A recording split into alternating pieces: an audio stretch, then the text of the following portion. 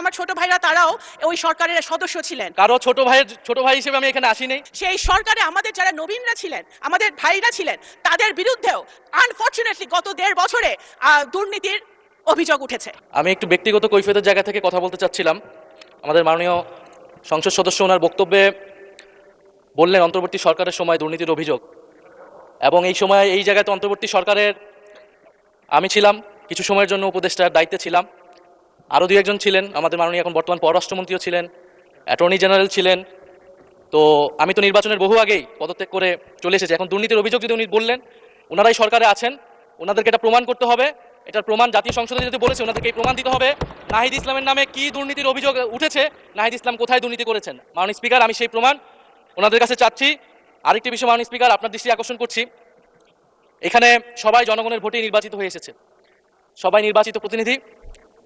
হ্যাঁ, আমার বয়স 28, আজকে আমার জন্মদিন, এবং আমি নবীন সদস্য, কিন্তু এখানে মাননীয় স্পিকার আমিও জনগণের ভোটেই নির্বাচিত হয়ে এসেছি। কারো ছোট ভাই হিসেবে আমি এখানে আসিনি। ফলে সবাই মাননীয় সংসদ সদস্য হিসেবে সবাই যে সম্মান মর্যাদা প্রত্যাশা করে, সবাই যেটা পায়, আমরাও কিন্তু সে একই জিনিস প্রত্যাশা করি। ধন্যবাদ। এটি আপনি মাননীয় স্পিকার দেখবেন। আপনার ধন্যবাদ।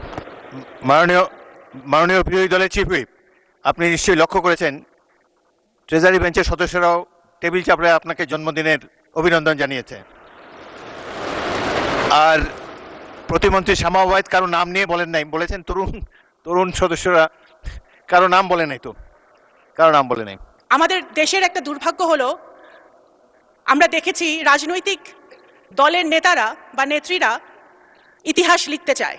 যখন আমরা ইতিহাস লেখার চেষ্টা করি, যেমন আমরা দেখেছি কত ফ্যাসিবাদ আওয়ামী লীগ সরকার নিজের আপন মনের মাধুরী মিশিয়ে ইতিহাস বিকৃত করেছিল, সেই ইতিহাস যখন আমরা লিখতে চাই, তখন আমরা আপন মনের মাধুরী মিশিয়ে ইতিহাস লেখার চেষ্টা করি। আমি মনে করি বাংলাদেশের ইতিহাস, মুক্তিযুদ্ধের ইতিহাস, ইতিহাসবিদদের লেখা উচিত। তাহলে বোঝা যাবে কার কখন কিভাবে কোন সময় কোন ভূমিকা ছিল। রাষ্ট্রপতির ভাষণ, কোন রাষ্ট্রপতির ভাষণ?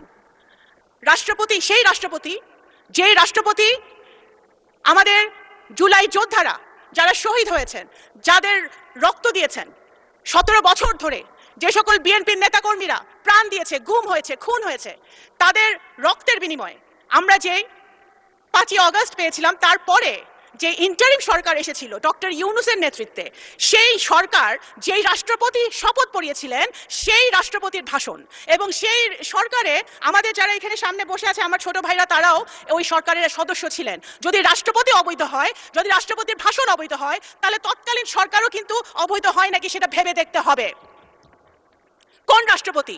সেই রাষ্ট্রপতি যেই রাষ্ট্রপতি এই মজলুম, আজকে আমাদের মাননীয় বিরোধী দলের নেতা উনি সবসময় একটি কথা বলেন যে এই সংসদ মজলুমদের সংসদ। সত্য কথা, 100% সত্য কথা।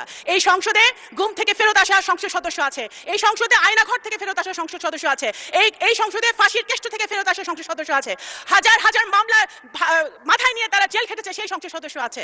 সুতরাং এই ইটস এ ইউনিক পার্লামেন্ট। অবশ্যই এই মজলুম কারা আমাদেরকে মজলুম বানিয়েছিল?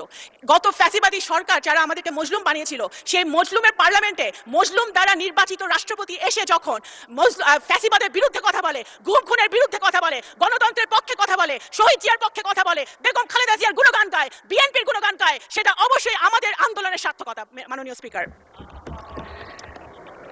এখন আপনারা বললেন ভাই, এখন বিএনপি এমন একটি রাজনৈতিক দল মাননীয় স্পিকার, যেই দলের উপরে বাংলাদেশের জনগণের আশা ভরসা।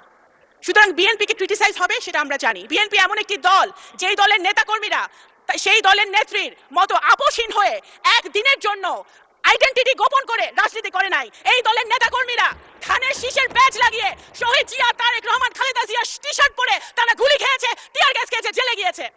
তারা পথ গোপন করে অন্য দলে থেকে রাজনীতি করার চেষ্টা করে নাই। মাননীয় স্পিকার, আমাদের বিএনপি সেই দল, শহীদ রাষ্ট্রপতি জিয়াউর রহমানের দল, যিনি দেশের ডেভেলপমেন্টের জন্য কখনো আন্তর্জাতিক জাতীয় কারোর সাথে আপোষ করেন নাই। বেগম খালেদা জিয়ার দল, যিনি দেশের গণতন্ত্রের জন্য, স্বাধীনতা, সার্বভৌমত্বের জন্য কারোর সাথে আপোষ করে নাই। এই দলের হাজার হাজার নেতাকর্মী জান দিয়েছে, প্রাণ দিয়েছে, ভবিষ্যতেও জান দিবে, প্রাণ দিবে। জুলাই সনদ, অনেক কথা হয়েছে জুলাই সনদ নিয়ে মাননীয় স্পিকার। জুলাই সনদ, অবশ্যই বিএনপিকে জুলাই সনদ নিয়ে বলে কোনো লাভ নাই। জুলাই সনদ মানে কি? একটা রিফর্ম, বাংলাদেশের রিফর্ম, নতুন প্রজন্মের জন্য রিফর্ম, সংস্কার। আপনি যদি ইতিহাস দেখেন, বাংলাদেশ জাতীয়তাবাদী দল বাংলাদেশে একটি মাত্র দল যে বাংলাদেশের জন্মের পর থেকে এখন পর্যন্ত যত রকম রিফর্ম সংস্কার হয়েছে বাংলাদেশের উন্নতির জন্য প্রত্যেকটা বিএনপির হাত ধরে হয়েছে। খাল খনন, গার্মেন্টস শিল্প, পার্লামেন্টারি ডেমোক্রেসি, তত্ত্বাবধায়ক সরকার থেকে শুরু করে নারী শিক্ষা, সবকিছুর পিছনে ছিল বিএনপির হাত, দেশনেত্রী বেগম খালেদা জিয়া এবং শহীদ জিয়ার হাত। এবং এখন যেটা হচ্ছে reform, family card, farmers card, আমাদের নতুন প্রজন্মের জন্য কাজ, এই সব কিছুই হচ্ছে জনাব তারেক রহমান বিএনপির হাত দিয়ে, যেটার আপনারাও সুফল পাবেন ইনশাআল্লাহ বিরোধী দলের নেতৃবৃন্দ। সুতরাং বিএনপিকে জুলাই সনদ বাস্তবায়ন হবে না সেটা বলে লাভ নেই, বিএনপির হাত দিয়ে জুলাই সনদ বাস্তবায়ন হবে ইনশাআল্লাহ। এবং মাননীয় স্পিকার, শুধু এই যে সকল অন্যায়, অত্যাচার, অবিচার বাংলাদেশের মাটিতে হয়েছে, জুলাই অভ্যুত্থানে যারা শহীদ হয়েছে, আমাদের যারা গুম হয়েছে, যারা খুন হয়েছে, তাদের বিচারও বিএনপির হাত দিয়েই হবে ইনশাআল্লাহ বাংলাদেশের মাটিতে। মাননীয় স্পিকার, আমরা খুশি, আমি ব্যক্তিগতভাবে আমি একজন রাজনৈতিক কর্মী হিসেবে খুশি হয়েছিলাম যখন আমাদের দেশের ছেলেমেয়েরা মাঠে নেমেছিল কোটার আন্দোলনে, একটা ইস্যুকে কেন্দ্র করে, দেশকে ভালোবেসে। আমরা সেটা খুশি হয়েছিলাম, কারণ আমরা সবসময় বলে আসছিলাম যে এই দেশের নতুন প্রজন্ম রাজনীতি পছন্দ করে না, দেশকে ভালোবাসে না। সেটা জুলাই অভ্যুত্থান মিথ্যা প্রমাণ করেছে। কিন্তু আমরা এটাও দেখেছি জুলাই অভ্যুত্থানের পরে, 5ই আগস্টের পরে যে সরকার গঠিত হয়েছে, সেই সরকারে আমাদের যারা নবীনরা ছিলেন, আমাদের ভাইরা ছিলেন, তাদের বিরুদ্ধেও আনফরচুনেটলি গত 1.5 বছরে দুর্নীতির অভিযোগ উঠেছে। এটা কিন্তু মাননীয় স্পিকার, যখন আমরা নতুন বাংলাদেশের কথা বলি, নতুন অভ্যুত্থানের কথা বলি, নতুন প্রজন্মের কথা বলি, তখন আমরা এই জিনিসটা আশা করি না। আপনারা শুধু ফেসবুকে স্ট্যাটাস দিয়ে ভাইরাল হওয়ার জন্য বড় বড় কথা বলে পলিটিক্স হয় না। মাননীয় স্পিকার, দেশের জন্য যদি কাজ করতে হয়, দেশের জনগণের জন্য যদি কাজ করতে হয়, সরকার, বিরোধী দল সরকারের একটি অত্যন্ত গুরুত্বপূর্ণ অংশ, যদি সরকারে থেকে কাজ করতে হয়, তাহলে এক্সপিরিয়েন্স যেমন দরকার, সাহস যেরকম দরকার, বুদ্ধিমত্তাও সেরকম দরকার।